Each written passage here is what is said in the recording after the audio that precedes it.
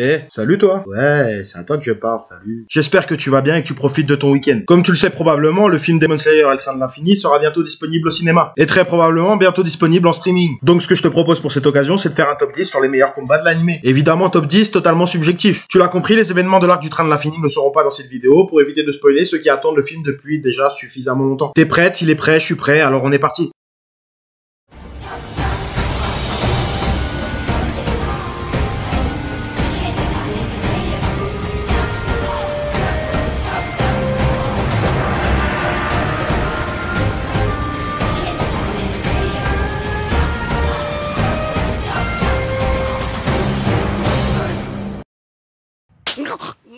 On commence en 10e position avec le combat entre Tanjiro-san et le démon de la sélection finale. Premier combat difficile pour le protagoniste principal de l'œuvre, avec un démon qui en plus rentre dans sa tête. Pas dans ce sens-là, poto, calme-toi. Il rentre dans sa tête car il essaie de le déstabiliser en lui parlant de Sabito et Makomo. Ça a marché contre cette dernière, donc forcément le démon romain rejoue cette carte. Sauf que Tanjiro ne se fait pas avoir et parvient à venir à bout de celui-ci malgré la pression. On a en plus le droit à un parallèle entre Tanjiro et son maître Urokodaki, Sakonji étant à l'origine de la capture de ce démon. En 9e position, Nezuko, Yushiro et Tamayo contre Susamaru. Et dans ce combat, il se passe beaucoup de choses. À commencer par la haine que Yushiro a contre le démon au ballon, en passant par Nezuko qui gagne en puissance au fur et à mesure que le combat avance, la brésilienne légèrement énervée entre les deux démons, pour finir avec l'intelligence et les pouvoirs de Tamayo. En tout cas, Susamaru était plutôt redoutable, sachant qu'ils s'y sont mis à 3 pour en venir à bout. Tanjiro étant occupé, la malice de Tamayo leur a permis de battre la prétendue lune démoniaque de manière inattendue et donc intéressante. Et au passage, ça nous a permis d'en voir plus sur la cruauté de Muzan. En 8e position, Shinobu Kosho contre la sœur de Rui. Ok, c'est un combat qui est très rapide, mais c'est quand même un combat. Notamment parce que Shinobu laisse du temps à la sœur araignée. Mais ce combat est surtout intéressant pour deux choses. La première, on voit le côté sadique de Shinobu qui propose à la démon de l'épargner, en contrepartie d'une souffrance proportionnelle aux vies humaines que cette dernière a prise. La deuxième, c'est à ce moment qu'on apprend que Shinobu n'a pas la force nécessaire pour décapiter les démons. Et qu'elle utilise donc en contrepartie un poison mortel pour eux. De toute façon, tu connais déjà mon point de vue, Shinobu est une masterclass. Passons à la suite.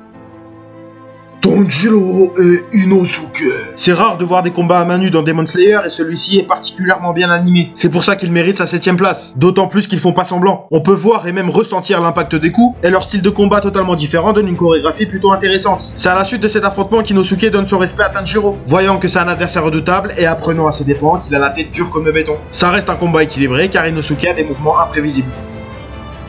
En 6e position, Tanjiro contre Yahaba. C'est le premier combat duquel Tanjiro ressort vraiment amoché. Et pour cause, le pouvoir démoniaque de Yahaba est particulièrement violent. Il a poussé notre héros à dépasser ses limites pour la première fois, lui laissant que très peu de temps pour respirer, l'obligeant à utiliser plusieurs techniques de souffle en même temps pour en venir à bout, et le malmenant dans tous les sens jusqu'à son dernier souffle, lui causant beaucoup de dommages corporels. Tanjiro n'étant même plus capable de se lever ou d'empoigner son sabre à la fin de son combat. Notons également qu'il aurait probablement été incapable de le vaincre sans le pouvoir de Yushiro.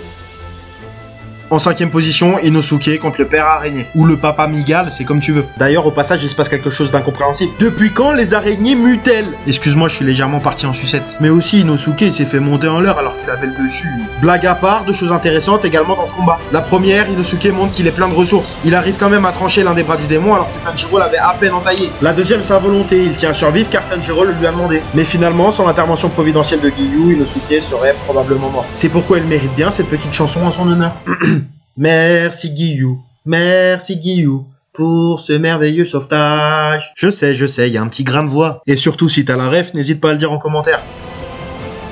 En 4e place, Tanjiro contre Kyogai, le démon au tambour. Je vais pas te mentir, j'aime beaucoup ce combat. Déjà parce que je trouve que Kyogai a des pouvoirs originaux, et aussi pour l'enjeu car c'est la première fois que Tanjiro a peur. Et on le comprend car un coup du démon lui serait fatal. D'autant plus que Tanjiro a encore des séquelles physiques suite à son dernier combat. Mais malgré tout, il parvient à prendre le dessus et même à respecter son adversaire, lui avouant que ses pouvoirs sont redoutables. Et ça, c'est ce qu'on aime chez Tanjiro. Et avant d'arriver sur le podium, dis-moi en commentaire quel serait ton top 3 à toi. Maintenant, on peut enchaîner.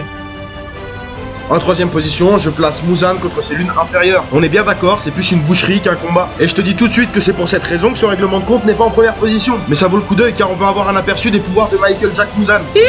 On peut voir avec quelle facilité ils se débarrassent d'eux alors qu'on connaît les pouvoirs de Rui qui leur étaient inférieurs. Et surtout on peut voir la peur qu'ils ont du démon originel. À part Enmu qui lui est totalement fanatique et légèrement masochiste. Mais encore une fois, on voit l'étendue de la cruauté de Muzan qui avait de toute façon décidé de se débarrasser de ses lieutenants. Muzan n'a vraiment aucune pitié.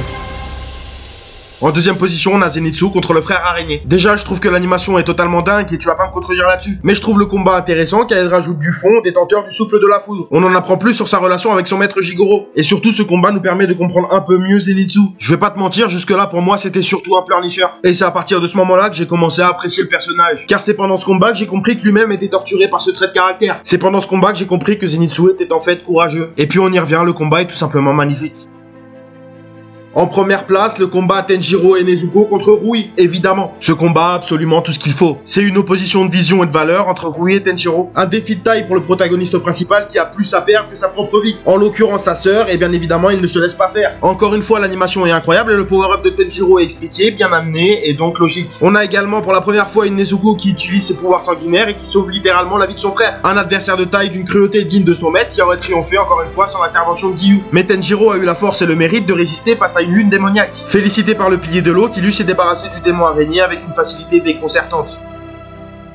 Je me répète, mais encore une fois, ce top 10 est totalement subjectif. Il ne dépend que de moi et a été fait avec mes émotions. Donc bien évidemment, tu as le droit de pas être d'accord. Mais comme je te l'ai dit, ça me ferait plaisir de savoir ce que toi tu aurais mis sur le podium. En attendant, cette vidéo arrive à son terme, j'espère qu'elle t'a plu et je te remercie de l'avoir regardée. C'était le pilier du renard, à la prochaine.